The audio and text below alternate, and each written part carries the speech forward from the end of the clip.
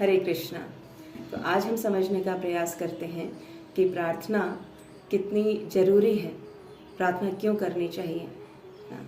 तो प्रार्थना करना बहुत ज़रूरी है हम सभी को, और प्रार्थना करने से हमें बल मिलता है, हमें शक्ति प्रदान होती है। भगवान अर्चा विग्रह के रूप में प्रकट होते हैं ताकि हम उनके साथ अपना आदान प्रदान कर पाएँ, प्रेम का आदान प्रदान कर पाएँ, अपने संबंध को पुनर्जीवित कर पाएँ। प्रार्थना करने से हमारे जो कमज़ोर विचार हैं उनको शक्ति प्रदान होती है, उनको बल मिलता है। तो इसका ज्वलंत उदाहरण हम देख सकते हैं श्रील प्रभुपाद के जीवन से। श्रील प्रभुपाद वृद्ध अवस्था में अमेरिका गए सिर्फ 40 रुपये लेकर, लेकिन श्रील प्रभुपाद ने 10 साल के अंदर 108 भव्य मंदिरों का निर्माण किया। ये कैसे हो पाया, कैसे कर पाए इसे प्रभुपाद? तो ये प्रार्थनाओं का नतीजा है। श्रील प्रभुपाद निरंतर प्रयास करते थे और निरंतर प्रार्थना भी करते थे कि मैं अपने गुरु की आज्ञा का पालन कर सकूं।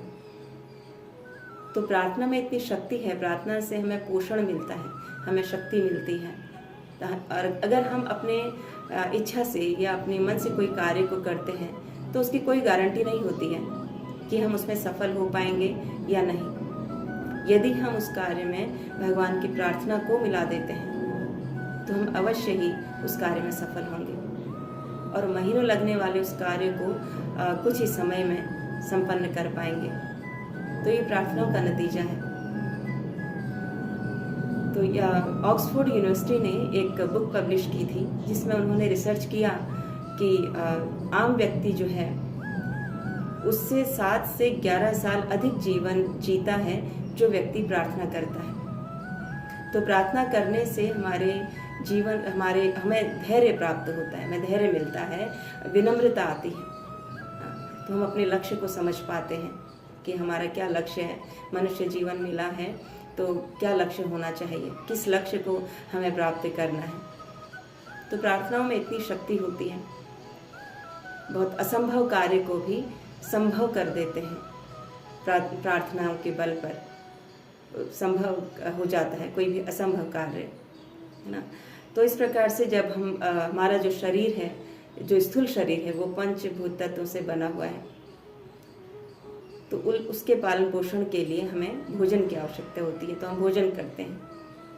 और वही सूक्ष्म शरीर है मन बुद्धि अहंकार, तो उस शरीर को भी पालन पोषण के लिए हमें प्रार्थनाओं की जरूरत होती है।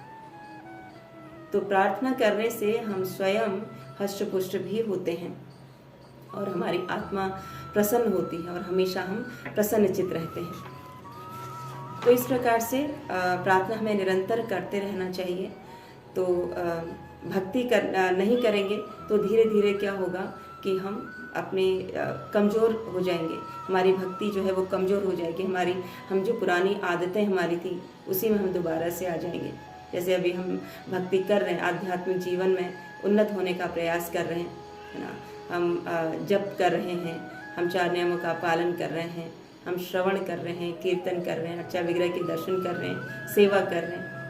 लेकिन इनके पीछे अगर हम प्रार्थना नहीं करेंगे भगवान से, इन कार्यों में उन्नत होने के लिए प्रार्थना नहीं करेंगे तो धीरे धीरे हम अपने लक्ष्य से नीचे गिर जाएंगे।